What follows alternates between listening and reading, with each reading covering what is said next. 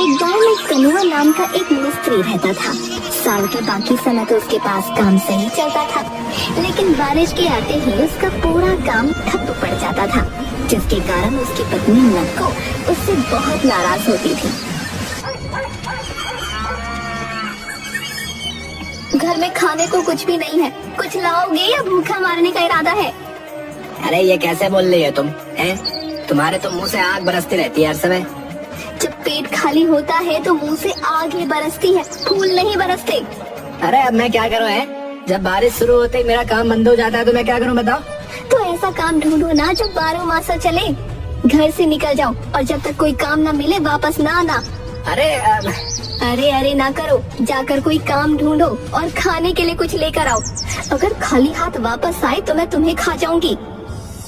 कनुआ काम ढूंढने के लिए घर से निकल जाता है। वो भटकता रहता है पर उसे कहीं भी काम नहीं मिलता। तभी उसे एक आदमी दिखता है जो थका हारा कहीं से आ रहा होता है। अरे तुम क्या काम करते हो भैया? मैं तो लोगों के घरों में नौकर का काम करता हूँ। क्यों, क्या हुआ? नहीं कुछ नहीं हुआ। मुझे बस ये पूछना था कि ये अच्छा काम है ना? अगर तुम मेहनत करने वाले आदमी हो तो ये अच्छा काम है, और सबसे अच्छी बात तो ये है कि ये काम कभी बंद नहीं होता। यहाँ तक कि किसी के मरने पर भी काम बंद हो जाते हैं, लेकिन ये काम और उल्टा बढ़ जाता है। ये सब सुनकर कनुआ भी नौकर बनने की ठान लेता है। वो बिरजू और मुन्ना लाल के घर काम करने लगता है।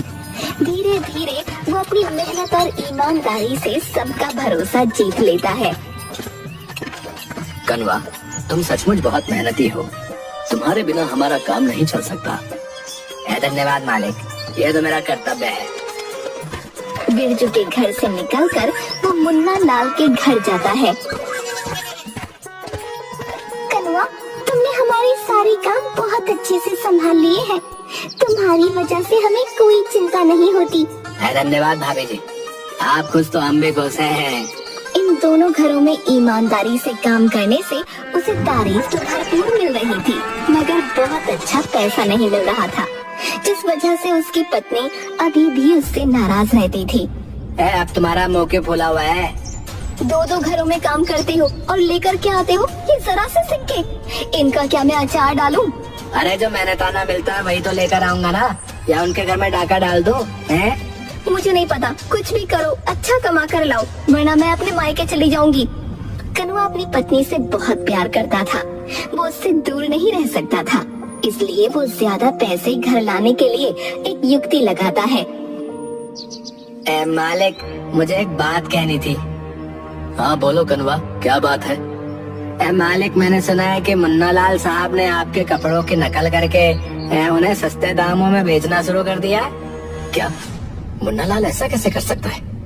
मेरे कपड़े की नकल? जी मालिक, ये सच है। वो कह रहा था कि आपके कपड़े अब नहीं बिकेंगे, क्योंकि उसने वैसे ही कपड़े सस्ते में बेचने शुरू कर दिए हैं। बिरजू इस बात से बहुत नाराज हो जाता है।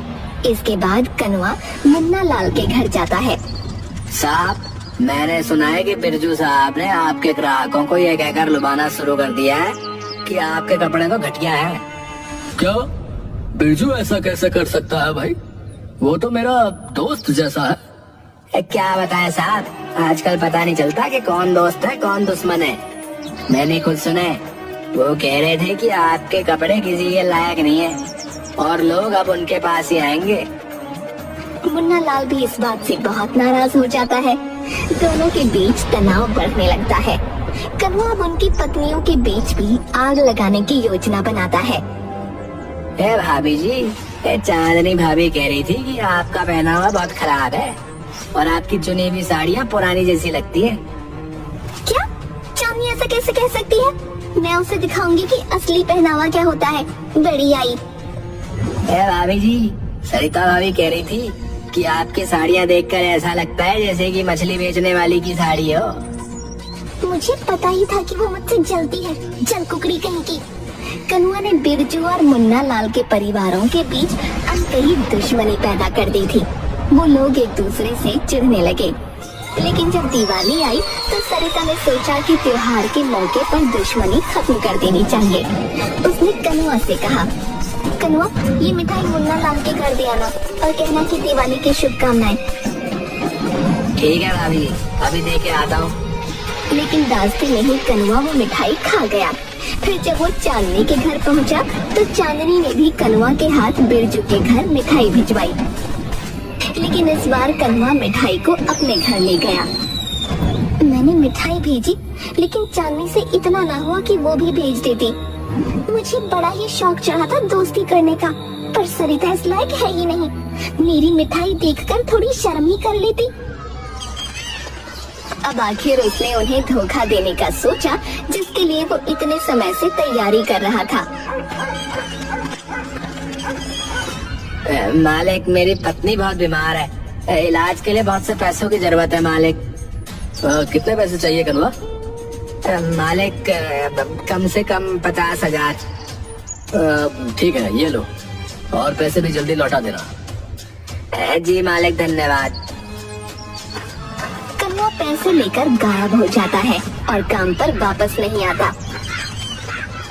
नक्को वो पैसे देखकर बहुत खुश होती है, पर उधर बिरजू बहुत गुस्से में आ जाता है और तुरंत पंचायत बुलाने का फैसला करता है। सरपंच जी, कनुआ ने मेरी मदद का गलत फायदा उठाकर बहुत सारे पैसे ले लिए और अब वो काम छोड़कर भाग गया है। हमें इस धोखेबाज को सजा देनी होगी। अब हम कनुआ को बुलाकर उसका पक्ष भी सुनेंगे और फिर उचित निर्णय लेंगे। पंचायत में कनुआ को बुलाया जाता है। वहाँ बिरजू, नक्को, सरिता, मुन्ना लाल, चांदनी और गांव के अन्य लोग भी मौजूद थे। कनुआ, तुम्हारे ऊपर गंभीर आरोप लगे हैं। बिरजू का कहना है कि तुमने उससे धोखाधड़ी करके पैसे ले लिए हैं और काम छोड़कर भाग गए। क्या ये सच है? सरपंच जी, ये सरासर झूठ है। इन्होंने खुद मुझे काम से निकाला था। इसी बीच मुन्ना लाल और चांदनी बोल पड़ते हैं। सरपंच जी, बिरजू हमेशा खुद को बड़ा दिखाने की कोशिश करता है। वो अपने नौकरों को हमेशा तंग करता है। हाँ, और बिरजू की पत्नी सरिता भी कम नहीं है। वो भी कनुआ को परेशान करती रहती थी, मैंने खुद देखा है। हाय झूठी कहीं की, झूठ नहीं सच है ये। मुझे देखो, मैं तो बिल्कुल हट्टी कट्टी हूँ। ये लोग झूठी कहानी बना रहे हैं कि मैं बीमार हूँ। बहुत बड़े झूठे हैं ये दोनों पति पत्नी। उन तीनों की बात से कनुआ को सहानुभूति मिलने लगती है। कनुआ के खिलाफ कोई सबूत नहीं है, बल्कि गवाह उसके हक में है, इसलिए कनुआ आजाद है। लेकिन सरपंच जी, उसने मेरे साथ धोखा किया है। देखो भाई, फैसला हो चुका है। कनुआ राहत की सांस लेता है और पंचायत से बच निकलता है। बिरजू के यहाँ काम छोड़कर उसने सरपंच के यहाँ काम करना शुरू कर दिया और वो सरपंच का बहुत चहीता बन गया। इस दौरान एक दिन चांदनी अपने गहनों की मरम्मत करवाने बाजार जा रही थी। कनुआ, मैं बाजार जा रही हूँ, गहनों की मरम्मत करवानी है, घर का ख्याल रखना। अरे आप क्यों तकलीफ कर रही हैं? मैं ही आपके गहनों की मरम्मत करवा लाऊंगा, आप मुझे दे दीजिए। ठीक है, तुम भरोसेमंद आदमी हो, ये लो, ध्यान रखना। चांदनी ने कनुआ को अपने गहने सौंप दिए, लेकिन कनुआ उन्हें लेकर गायब हो गया। चांदनी मुन्ना लाल के साथ उसके घर पहुंची तो कनुआ ने इससे साफ इनकार कर दिया। थक हार कर उन दोनों ने पंचायत में शिकायत दर्ज करवाई। कनुआ, तुम्हारे ऊपर गहने चुराने का आरोप है, क्या ये सच है? सरपंच जी, मैंने ऐसा कुछ नहीं किया है, ये गलतफहमी है। गलतफहमी? मेरे गहने तुमने ही लिए थे और अब झूठ बोल रहे हो। सरपंच जी, मुझे लगता है कि मुन्ना लाल और चांदनी ने कनुआ को फंसाने की साजिश रची है। हाँ, चांदनी हमेशा कनुआ से जलती रहती है। वो नहीं चाहती कि कनुआ हमारे घर में काम करे। अरे, इसने तुम्हारे साथ भी तो यही किया था। तुम तो इसकी सच्चाई जानती हो। तुमने हमारा साथ दिया था, जो हम तुम्हारा साथ दें। कनुआ मेरे घर में भी काम करता है और मैं उसे जानता हूँ, वो ऐसा कभी नहीं कर सकता। कनुआ एक बार फिर से बच जाता है।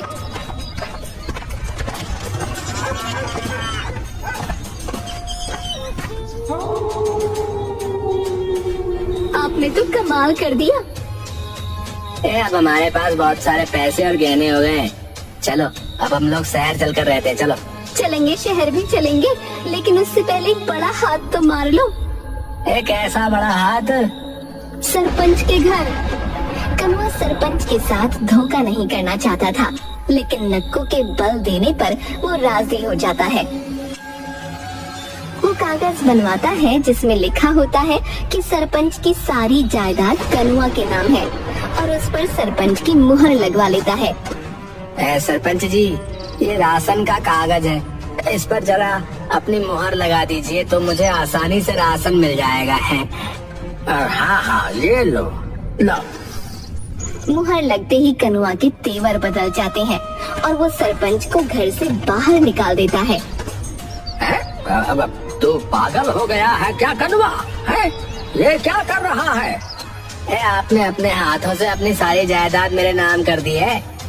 ये घर अब मेरा है, इसीलिए फौरन यहाँ से निकल जाओ, समझ गए? धोखेबाज कहीं के। इसका मतलब मुन्ना लाल और बिरजू सही कह रहे थे, तूने उन्हें भी धोखा दिया है। जाओ और जहाँ जाकर शोर मचाना मचाओ, मेरा दिमाग मत खाओ, समझे? अब सरपंच अपने लिए पंचायत बुलाता है, लेकिन बिरजू और मुन्ना लाल दोनों ही उसका साथ देने को तैयार नहीं होते। अब हम में से कोई तुम्हारा साथ नहीं देगा सरपंच, तुम्हें अपने ही कर्मों की सजा मिली है। सही कह रहे हो बिरजू, इस सरपंच ने हमेशा गलत फैसला लिए हैं। नहीं, ये समय लड़ने का नहीं है। अगर हम लोग आपस में लड़ते रहेंगे तो ये कमीना कनुआ हमेशा लोगों को धोखे से बेवकूफ बनाता रहेगा। सही कहा तुमने सरिता, हम दोनों के साथ जो हुआ सो हुआ, पर अब इस धोखेबाज को सजा मिलनी ही चाहिए। वो चारों मिलकर कनुआ के खिलाफ गवाही देते हैं। सरपंच अपनी बात भी सबके सामने रखता है और आखिरकार कनुआ को पकड़ लिया जाता है। ये कागजात अभी के अभी मुझे वापस कर दो, और दूसरा जो तुमने बिरजू के पैसे लिए और मुन्ना लाल के गहने हड़पे, उन्हें भी वापस कर दो, और अब तुम्हें आजीवन कारावास दिया जाता है। नहीं नहीं, ऐसा ना करो, मेरे पति को छोड़ दो। आपके चिल्ला रही है कमीनी है? ये सब तेरी वजह से ही हुआ है। ना मैंने तेरी बात मानी होती और ना आज मैं इस जगह पे खड़ा होता, समझी? कनुआ उन लोगों के पैसे, गहने और कागजात वापस कर देता है और फिर उसे कारावास में डाल दिया जाता है।